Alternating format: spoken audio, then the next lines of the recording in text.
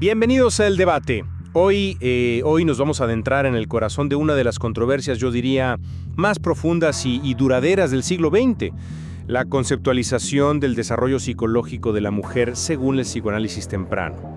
Estas teorías, que están muy ancladas en la diferencia anatómica, no solo intentaron explicar la psique femenina, sino que moldearon de una forma decisiva la cultura de su tiempo. Y al examinar el material de origen, la disyuntiva se vuelve casi ineludible. O sea, la pregunta ¿es verdaderamente la constatación de una diferencia anatómica el eje sobre el cual gira la construcción de la identidad femenina? ¿O es que acaso esa misma teoría es, en sí misma, un artefacto de una civilización y una ciencia que, como sugiere el texto, han tendido a equiparar la experiencia humana con la masculina, dejando a la mujer en una posición de perpetua alteridad? Va a ser defender la arquitectura interna y la coherencia del modelo clásico. Voy a sostener que el concepto de la envidia del pene, a pesar de lo polémico que es, constituye una herramienta explicativa de una potencia notable. Sirve para desentrañar esa trayectoria psíquica tan compleja de la niña, desde su vínculo primario con la madre hasta que se consolida la feminidad adulta. Por mi parte, yo argumentaré que esa visión, por muy coherente que parezca, es intrínsecamente unilateral, que al enfocarse en una supuesta carencia, ignora factores dinámicos de igual o incluso mayor peso, como la profunda envidia del hombre hacia la capacidad procreadora de la mujer y, claro, el impacto innegable de una estructura social de subordinación en la formación de la psique femenina. Para comprender la perspectiva que defiendo es necesario situarse en el momento que la teoría postula como un verdadero cataclismo en el desarrollo infantil. El descubrimiento de la diferencia genital, la fase fálica como se la denomina, es un concepto radical.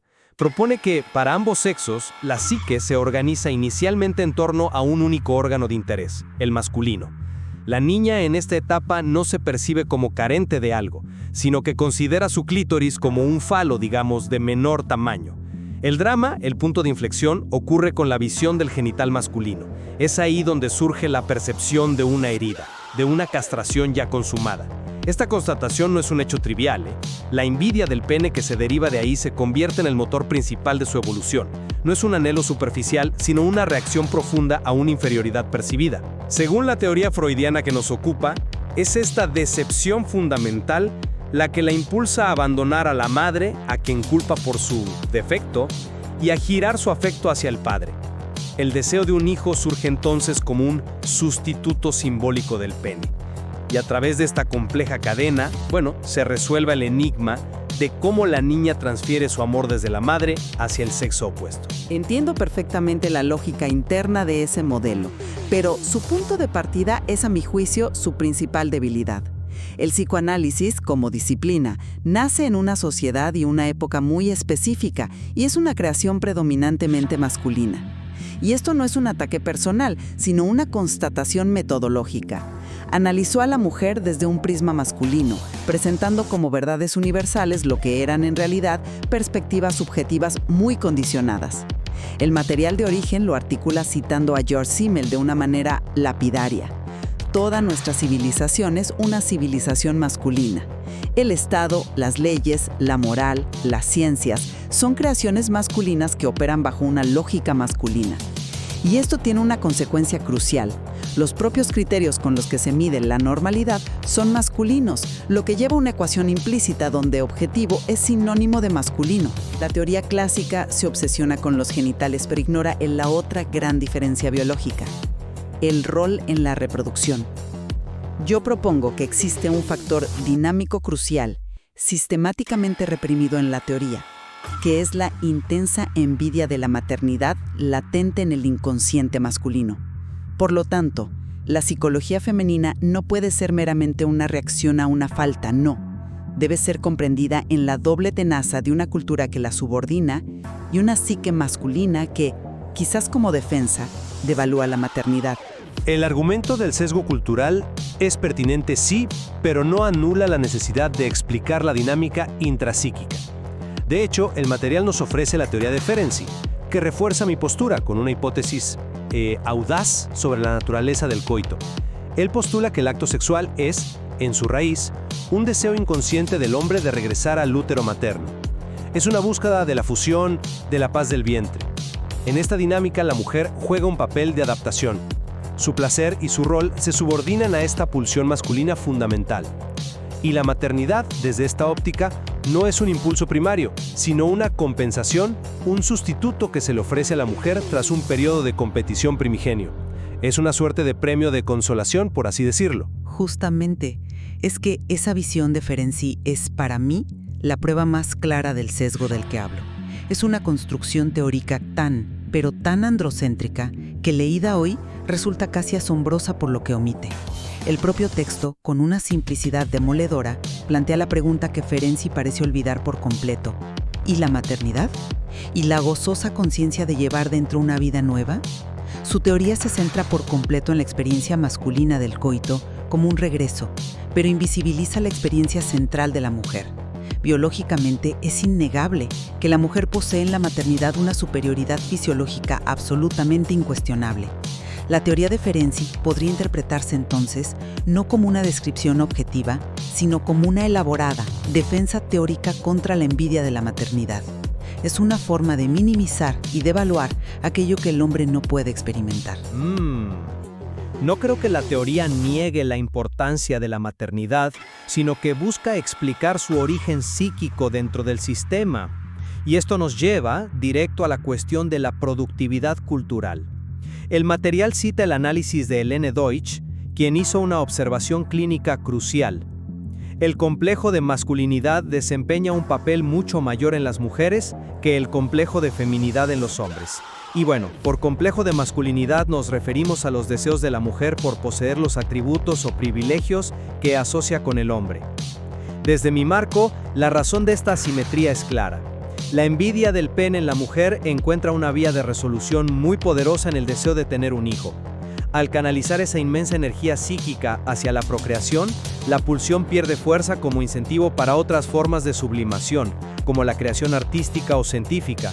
La energía, digamos, se resuelve en lo biológico. Claro, es una explicación elegante, pero asume que la productividad masculina es la norma y la femenina la desviación. ¿Y si la causalidad es exactamente la opuesta? El texto nos invita a considerar una contrahipótesis que lo invierte todo, que es precisamente la envidia masculina hacia la maternidad la que es más susceptible de una sublimación culturalmente productiva. El material se pregunta así: la tremenda fuerza con que aparece en los hombres el impulso a la actividad creadora, ¿no podría ser en el fondo una sobrecompensación por su participación biológica que al final es secundaria en la creación de vida? Visto así, la vasta producción cultural masculina no sería el estándar de la humanidad, sino una febril actividad para compensar una carencia biológica. La mujer, al tener una vía de creación directa, no necesitaría de esa misma sobrecompensación. Admito que la inversión es provocadora, pero choca con la evidencia clínica. Cuando nos sentamos frente a pacientes adultas, el deseo de ser hombre emerge como una fuerza dinámica potentísima. Nos encontramos con mujeres que rechazan activamente sus funciones biológicas, que tienen fantasías de poseer un pene, que expresan un profundo resentimiento. Para mí, esta es la manifestación clínica directa, casi sin filtros, de la intensidad de la envidia del pene infantil. La causa original del conflicto sigue operando en la vida adulta. La clínica parece ser un eco directo de la teoría. No, yo no niego esa evidencia clínica. Al contrario, la considero central. Pero creo que la estamos interpretando al revés. El material sugiere que el deseo de ser hombre no es la causa, sino la consecuencia. Es una formación secundaria, una huida de la feminidad. A ver, pensemos la secuencia. La niña entra en el complejo de Edipo, desarrolla deseos incestuosos hacia el padre y con ello una rivalidad hostil hacia la madre. Estos deseos generan una culpa y una ansiedad abrumadoras. El rol femenino, cargado con todo esto, se vuelve psíquicamente peligroso. Es entonces cuando la niña se refugia en una identificación masculina ficticia. ¿Por qué? porque el sentimiento de inferioridad asociado a ser como un hombre castrado es doloroso, sí, pero es mucho más tolerable para el yo que el sentimiento aplastante de culpa. Es una maniobra defensiva, una huida hacia un mal menor. No es un deseo primario. La culpa edípica es sin duda un factor. El modelo clásico no la ignora, pero también integra el factor social, aunque lo enmarca de una manera muy específica. El material sugiere que la sensación, muy real, de la mujer de estar en desventaja social se interpreta a menudo como una racionalización de su envidia del pene. En otras palabras, el conflicto primario sigue siendo interno, intrapsíquico. La realidad social, las leyes, las costumbres, le proporciona un anclaje externo, una justificación consciente para un conflicto que es, en su raíz, inconsciente. El mundo exterior confirma su sensación interna de carencia. Pero ese razonamiento minimiza un factor que a mi juicio es absolutamente determinante. Decir que es una racionalización es casi un insulto a la potencia de la realidad. El texto vuelve a Simmel, quien describe la relación histórica entre los sexos como una de amo y esclavo. Y aquí añade un matiz psicológico devastador. Uno de los privilegios del amo es no tener que pensar constantemente que lo es, mientras que la posición del esclavo es tal que en ningún momento puede olvidarse de ella. Esto crea una simetría fundamental. El hombre vive en un mundo que le parece universal. La mujer, en cambio, está constantemente confrontada con su diferencia. Desde que nace, se le somete a una insinuación de su inferioridad.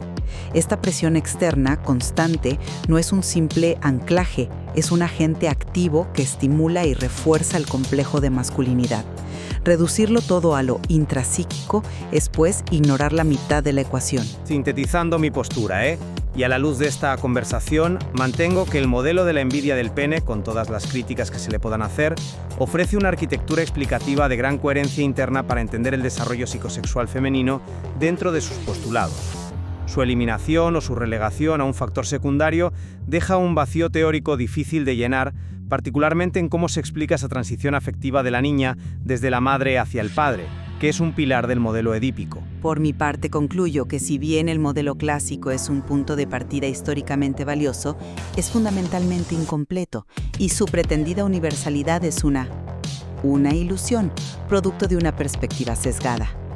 Al introducir en la ecuación la envidia masculina de la maternidad y el peso aplastante del factor social, no invalidamos las observaciones clínicas, sino que las recontextualizamos.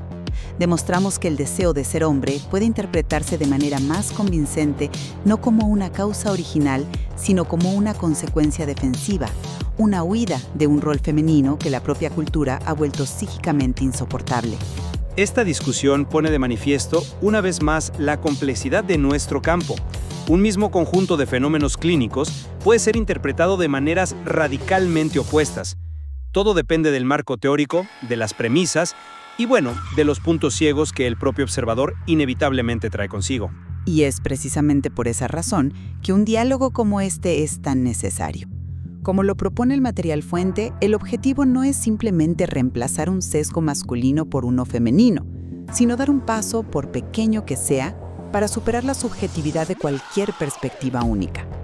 La meta es intentar construir, a través de la atención, una imagen más completa, más dialéctica y, al final, más fiel a la inmensa complejidad de la naturaleza humana.